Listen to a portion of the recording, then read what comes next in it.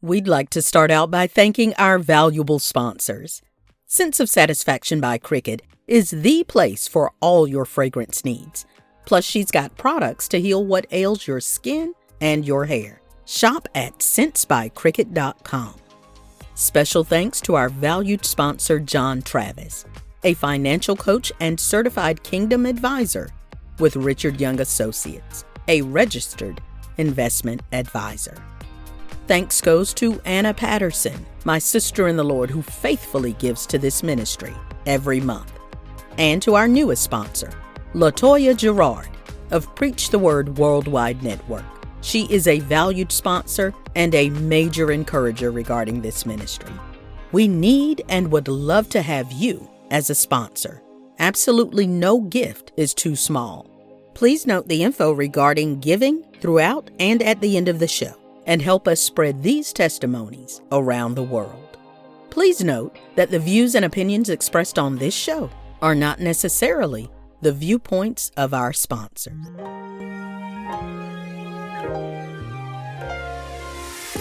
It's time to hear the story, make the connection, learn the lesson, and gain the wisdom. Are you ready? Let's get charged and be changed.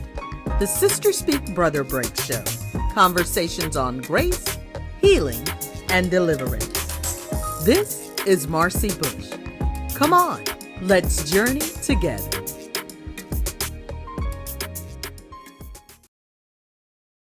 Because, the life of a drill sergeant, what they call it on the trail, there is busy. It's 12, 14-hour days. You don't see the family. So him being in a kind of place where God can manipulate probably wouldn't have been as possible. But when we went to Missouri anyway, and the joke about Missouri, Fort Leonard Wood is called Fort Lost in the Woods. When we got lost in the woods, that's where we found the Lord. And we got up there, and I know just from separately our testimonies, but just it got worse there. I don't know if it's because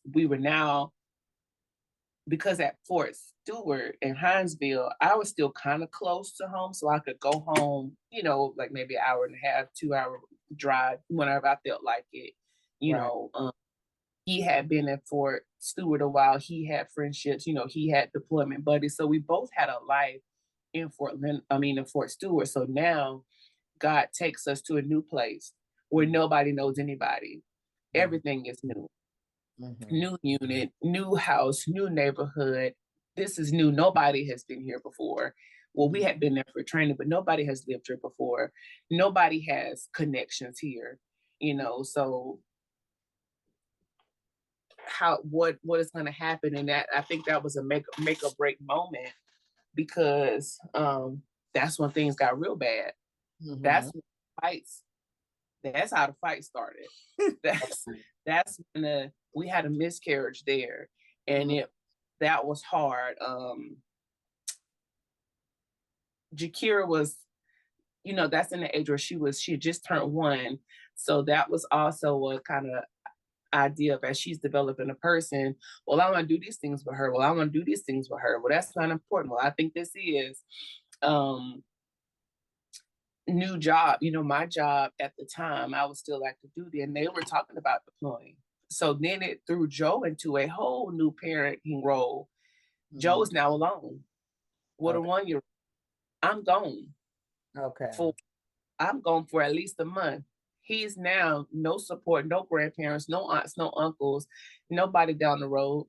He's raising a 1-year-old alone. I'm trying to figure that thing out. And them little ponytails at the with the rubber bands on. Right. I had to figure that out real quick. And Kira had afro before it was cool, so he was trying to figure that out. Okay. And this was before we wasn't even going to Moet then. We hadn't even started going to church. No. Moet. Anyway, just started going, but I don't think we knew, because we didn't have this. No, we didn't. So we didn't even have a church home yet. And so we were there, and Joe was trying to figure out how to be a working dad with a infant girl, a 1-year-old girl. So that threw him into a new parenting challenge. It threw me into a challenge because I no longer have control, because remember, I said I had to think for him and I was articulating. So now because I can't control nothing because I'm not home, you know, and if I could honestly say, Joe did an amazing job. And I think that was kind of the foundation for how he parents now, you know, the girl, you know, where we are now in life. But all these things happened. Then, like I said, we had a miscarriage, and this was not, I had been pregnant for a while, and then we had a miscarriage to where it was traumatic, to where the baby came out at home, you know, in the middle of the night. So that was hard. You know, he reconnected with a friend that was there too, that had been in the military with him. And it's like when him and this friend got together, they went in that basement and they got to drinking. And it was like, is like a spirit was just on him when he came back. And so that just source of frustration and these arguments and these fights and these power struggles and these, me saying, you don't know this, and him saying I do. And then like all these things happen to where we would just fight, like physical fights. And I remember one time I'm holding Jakira in my arm and I slapped Joe, and he went to slap me back and slapped Jakira. And he stopped and he looked at me and he said, I'm done. And he went and got his pistol. And he was headed to the door, and I grabbed his legs. I dropped Jakira on the couch and I grabbed his legs, and he drugged me because we had the living room and the kitchen, because I knew, if I knew nothing else, that if he left, I was not going to be married anymore. And so he stopped. It continued, like we still just arguing and fighting and pushing and pulling and this and that. Decisions. Hold on, Jakell, because you said a lot. Not in a bad way, but it's just like, it sounds like that time in your life. I'm talking about the move to, you said it was Fort Leonard. Yeah, it sounds like a whole lot was going on in there, because so had the relationship been physical as far as fighting before Fort Leonard? No, we never put our hands on each other before then. Do you remember the first time? You flipped the table. I flipped the table. In Georgia, but we didn't fight. That's as best physical we got, was flipping tables. And I don't even know the moment of when, and I know it had to have been me. I know I was the first swinger. I know it wasn't Joe. Okay. I know if anybody was swinging, it was me. And had you done that before in other relationships, Jakell? Do you know where it came from? I just got angry. I would just get so angry. What are you laughing at? You. An isolated incident when I was at home. You kicking a hole in the wall. With Daisy and Wayne and Joanne.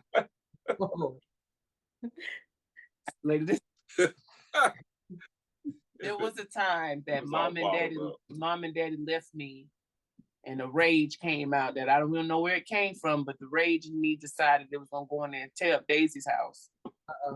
Joanne couldn't wait till they got home and say, look what she did. And then I proceeded to go down the hallway and kick a hole in the wall. And it was at that moment that I knew that I had messed up, and I got in front of the hole and I went to sleep. And when I came home, I told Daddy, I said, the devil made me do it. And Daddy said, the devil made me tell your tale. Okay. And so, but that rage slept until? I think I always struggled with rage, but it's strange. It's almost like, I don't know if it's a paradox is the right word, or how strange you can love somebody so much, but then they can make you so angry to just, you want to get physical. And now Joe was never physical. I don't think Joe was never physical, but I had a rage. And so it wasn't just Joe. And that's what I tell people all the time when we share our testimony. Don't think Joe was just drinking and smoking and I was just this cute little wife. Right. I had this rage and this anger. I had this know-it-all attitude. I thought I knew everything. Mm-hmm. Nobody could tell me anything. I was foolish, really. I mean, if you think about it. And so, if anything, Joe trying to defend himself from me. Right, right. And I guess I say we both had something to do with yeah, it. but I think if it wouldn't have been me, you wouldn't have swung first. I definitely wouldn't have swung first. No, drunk or no drunk, I ain't swinging first. right. And so did Joe, what did that do? I mean, so to have this young lady with this aggression, did it make you feel like, well, what did it make you feel like? I ain't gonna put them words in your mouth. How did, like, when she's coming at you and you, like, what? The woman crazy. This woman crazy, but I love her. So we if we got those hands, I'll stop her somehow. But I mean, I know. But then that started being in the military, and I was an MP, so I seen plenty of domestics happen, and always the guy that's getting, I'm gonna say always, generally it's the guy that's getting taken away because it's the soldier that's getting taken away. Most of the time when we respond to a domestic, it's the husband that's the soldier that's being taken. So I didn't want to leave my house, but if I did, I would have to. I mean, if somebody responded there, I would have been the one being taken away, or because we had a daughter at the time, then they would have left mom home with the daughter, and I would have got a room in the barracks. But I knew how I didn't want that to be a rumor with my name, because there's only one Shannonhouse in Missouri. There's only one Shannonhouse in the Army. it was only one house in the Army. Okay. Anybody walking around with Shannonhouses is her and me. Okay. I just knew I didn't want anything to escalate to where law enforcement was involved, because I'm law enforcement. Mm-hmm. So whatever it is, I can handle it. I can deal with it. Whatever the case is, we figure it out. If she fighting, we fighting. Then all right, cool. And that prompted a lot of leaving. Joe just leave, and then that the whole new thing. Oh no, he didn't just leave. So then I started to follow in pursuit. So I'm strapping Jakell in the car, and I'm like, we finna ride out and find my iPhone, because I knew his Gmail thing. So then I took it to the streets. So it was messy, but it wasn't like the worst thing that ever happened to me, because for one, I was still like, still kind of going through it with deployments. At that time I had undeployed twice and wasn't following through with all the counselings and recommendations. And at the time I was going through the whole TBI where I was just forgetting stuff and I couldn't remember anything. TBI is a traumatic brain injury. Mm-hmm. I couldn't remember things. I just couldn't. And I couldn't get right. I had no grace for that. Like if he took out something, that would spark. That would just turn me on. That would spark something in me, and I would go off again. Just the least little thing triggered me, and he was struggling. Trying to maintain. So then he started leaving. Just to avoid me, and so then that made me angry, and it was a cycle. It just was a toxic circle, and I poor baby with no hair was just trying. But there was time, like it was she said it was a circle, but there was times where it was nice in that circle, Right. The circle was nice. Like, man, I enjoyed this. This is great. And then it's like, here we go with that, coming back around to that yellow red phase of right. And that affected my relationship with Jakell, because she started going with a so the daycare she went to, she had an incident where some kid kept biting her. So we found out about another, it was like an in-home. So in-home daycares on post were called, I think, family care continuum providers or something. So it's basically another military spouse who lived on the installation. They were certified through the post to be able to care for your children. And they had like an in-home daycare set up. Mhm. And that, I think that was by God's grace. Her name was Julie. And Jakira loved Julie and Julie loved Jakira. I didn't even potty train Jakira, Julie did. Okay. He was there with her so much. But I think my control and anger and no grace and not having a relationship with Jesus, that affected how I parented. So this little girl I was so excited to be having, I didn't know how to connect with her either. Okay. I didn't really know how to love her. Okay. If I'm honest.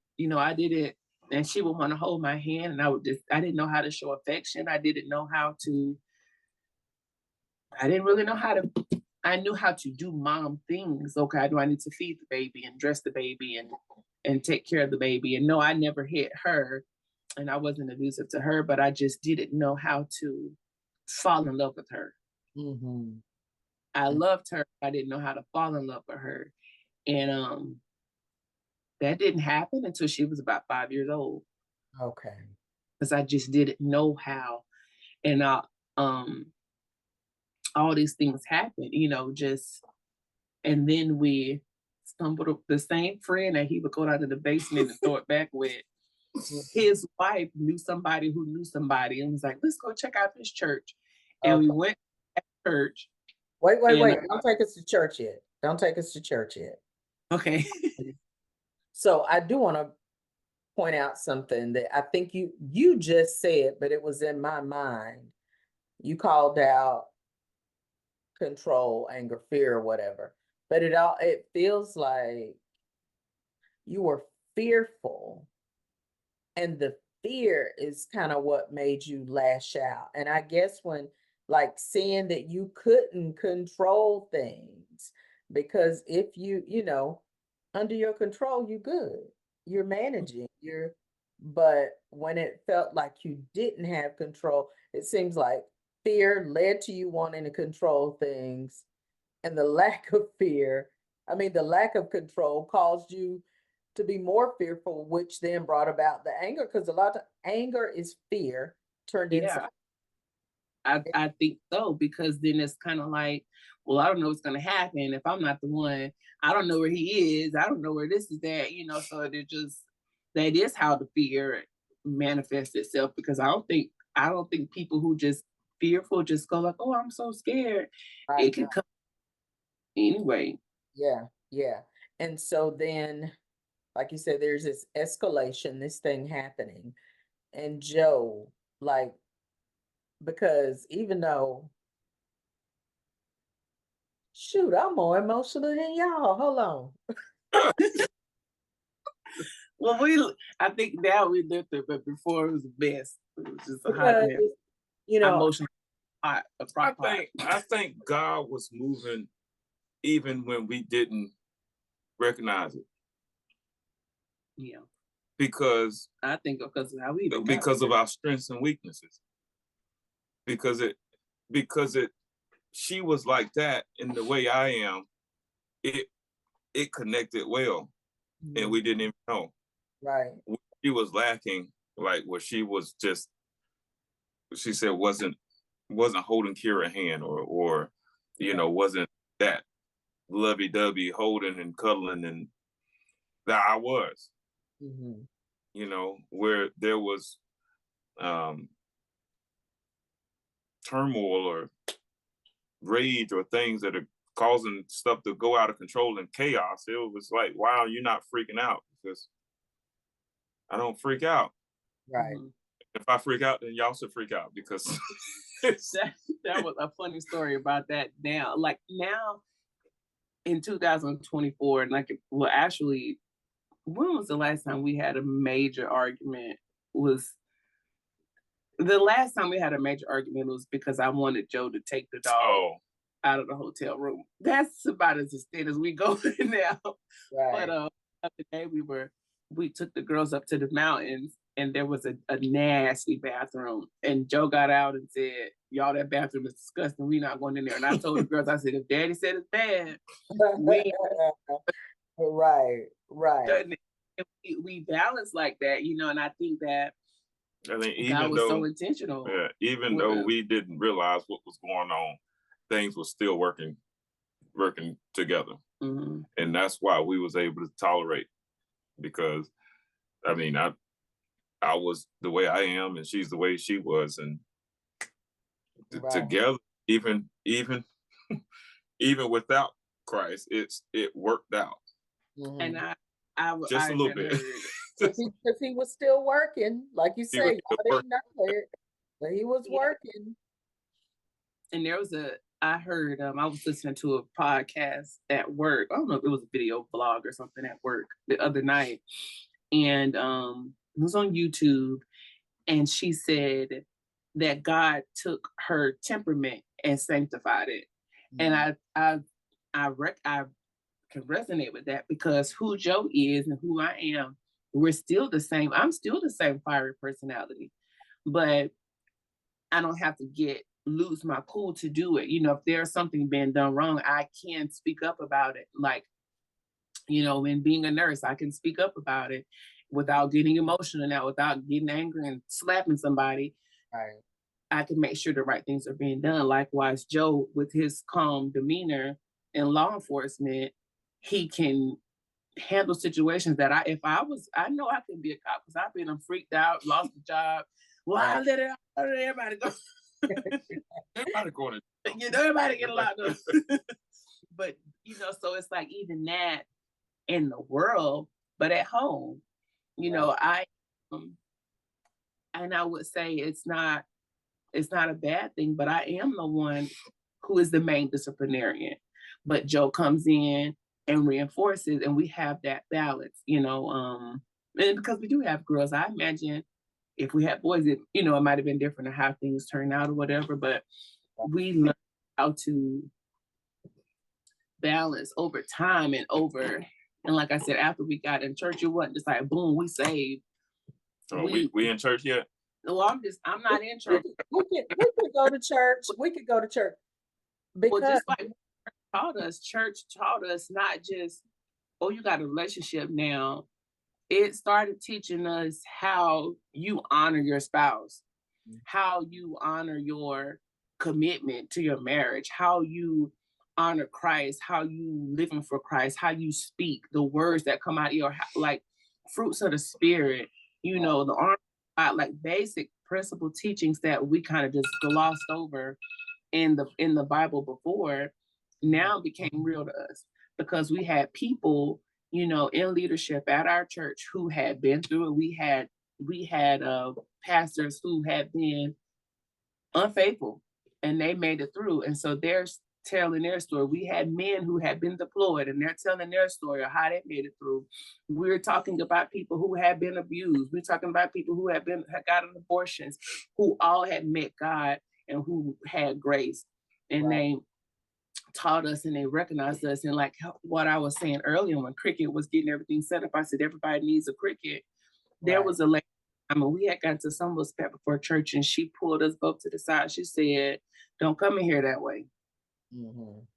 You know, and I was like, what's she talking to? Blah, blah, blah, blah. But she was right. And then she was not because she was a know-it-all, but she cared about us. And just being there where people were praying for you because you made a mistake, but we know you can do better. Yeah. And we know there's more for you. We know that there's greatness for you. We know that God called you for a purpose. And just seeing Joe get saved, like seeing, and it's like you don't see nobody get saved, but just seeing this transformation.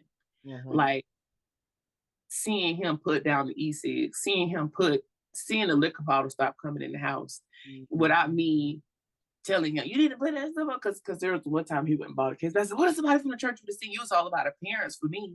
Right. Okay. I had to, and that led to another thing, like all the control freak. It was really because I was a people pleaser and I wanted everybody to think that we had it all together on the outside. So I'm like freaking out on the inside to try to maintain it. Okay.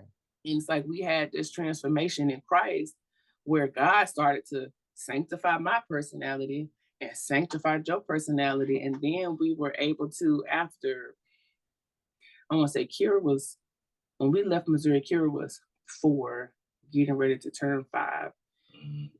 And it's like all those things, like I started to develop this warmness towards her and this connection with her, and I had JC at the time, but we were able to, after having been married, I want to say like 4 years, we got off the rock. What's the people whitewater rafting? Now we just say like we was, and it's because we learned we met real people who had bad, struggling, failing marriages, who had struggles, who struggled with and things wasn't before, ashamed to tell about it. And it wasn't one thinking that, oh, we're so happy that they understand. And it wasn't until I realized that the happiest people I'm looking at, I think, are not as happy as the happiest people I know are not as happy as I think, because they would share their testimony and be like, I cheated on my wife. And I'm like, oh. And you looking at them like, not you. Like, what? And she looking at her. And they just as happy as like all of them. I was like, I would have never expected that. And like, man, like if you ain't never struggled with smoking, you can't say nothing to me. That was one of the ministers, like, come here. Cause I struggle with it, I struggle with an addiction. Let me tell you something. And then there was guys around, and that's how I began to join that group of what they call Be a Man, because of that church we went to. Every last Friday night of each month, we'll get together and share some words, some scriptures, and then dominoes, bring food, dominoes and spades, and just fellowship. And I love that. That was that quickly substituted me going to my old friend's house, going to the basement, because now I found a way. Now it wasn't I'm drinking to, all right, because me and him deployed together. I'm drinking to be like, oh, goodness, let me cover this, or let me just mask this, or whatever the case may be. Yeah, man, my wife is, okay. Shots, then we talk about our wife together, And they are in an unhealthy environment, this couple that founded this church, they're no longer married. Okay. They never even went back to the church. Okay. They went down. So it's not even, and I wouldn't even say just this church, because I'm not going to say this church is the best church, because God is everywhere. Right. But I will say it mattered. Like, find where you fit. I think it matters where you fit, because like you said, the others didn't come back, but there was something about it that kept y'all. And so much for joining us today.